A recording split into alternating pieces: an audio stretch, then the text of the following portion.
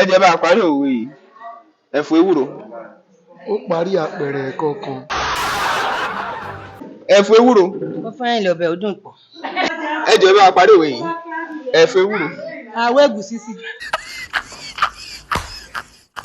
ẹ jẹ́ bá parí òwe yìí ẹ̀fọ́ ewúro. Ẹ̀fọ́ ewúro.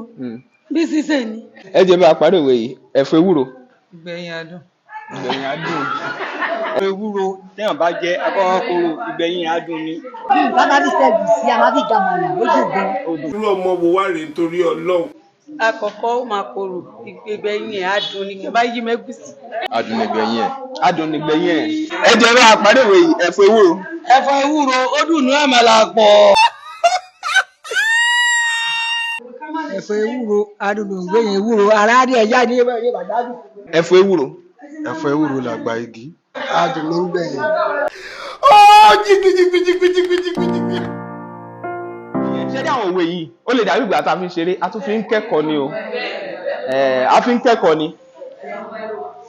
ìparí ẹ̀ lélẹ̀ ẹ̀kẹ́ náà ló ń bá rò ẹ̀ lè lọ mu. ìparí òwe yẹn òun lélẹ̀ yìí ẹ̀fọ́ ewúro kò fi tòjò korò. ẹ̀fọ́ ewúro kò fi tòjò korò. ó ti korò tẹ́lẹ̀. mo tún dé o. Gẹ́gẹ́ bí aṣojú Isnad Homes and Properties. ẹ̀yin tẹ̀ ń wo fídíò wa jákèjádò àgbáyé. Lóòótọ́, àsìkò yìí nira gan fún ọ̀pọ̀lọpọ̀ èèyàn láti gbé nǹkan rẹ̀ ṣe nítorí ọrọ̀ ajé tó mú súpe. èyí ló mú kí iléeṣẹ́ Isnad Homes and Properties gbé ìlànà kí ènìyàn ralẹ̀ kó sì tún máa rówó tó fi ralẹ̀. kódà ju owó tó fi ralẹ̀ padà. èyí gan ni yóò mú àdínkù bá ìyàn àti ọ̀wọ́n gbogbo oúnjẹ ọjọ́ iwájú. Ẹ̀yin tẹ́ ẹ wà lókè òkun gan lè ralẹ̀ kí wọ́n fi bá yín ṣiṣẹ́ àgbẹ̀ kẹ́ ẹ sì jèrè rẹpẹtẹ. ralẹ̀ sí Isnad Estate kó o fi ṣiṣẹ́ àgbẹ̀. O lè sanwó ilẹ̀ rẹ díẹ̀díẹ̀ pẹ̀lú ìlànà ìsanwó tó rọrùn gan. àdúpẹ́ lọ́wọ́ ẹ̀yin tẹ́ ẹ ti ń ralẹ̀ ilẹ̀ torílẹ̀ òkò tí a tà ní 2.1 million naira. ilẹ̀ tí a ń tà ní alápákó 2.5 million naira ní. tètè ralẹ̀ sí Isnad Estate lónìí kí o sì jèrè rẹpẹtẹ. Fún ẹ̀kúnrẹ́rẹ́ àlàyé ẹ kàn sí kìlómítà 42 Lagos Ibadan Expressway opposite AP filling station Mòwe tàbí kí o pe 08104441104 tàbí 0912-985-9600. má gbàgbé pé ìlànà ìsanwó tó rọrùn gbáà lè yí àwọn tó wà nílẹ̀ yìí àtòkè òkun.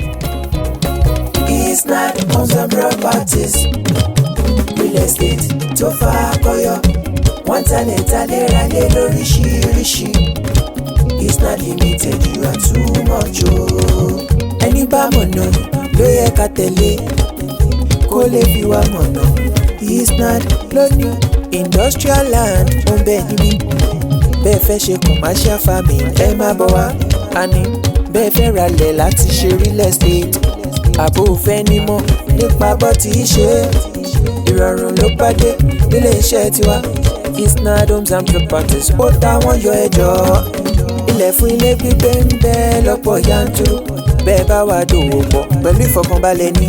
torí agbóhùnjẹjọba àtúnjọ lóòótọ́. torí náà let's build future through real estate. jẹ́ngbọ́ Isnad Homes and Properties. real estate tó fà kọyọ. wọ́n talẹ̀ ralẹ̀ lóríṣiríṣi. tó jójúlówó. Isnad Limited you are too much o.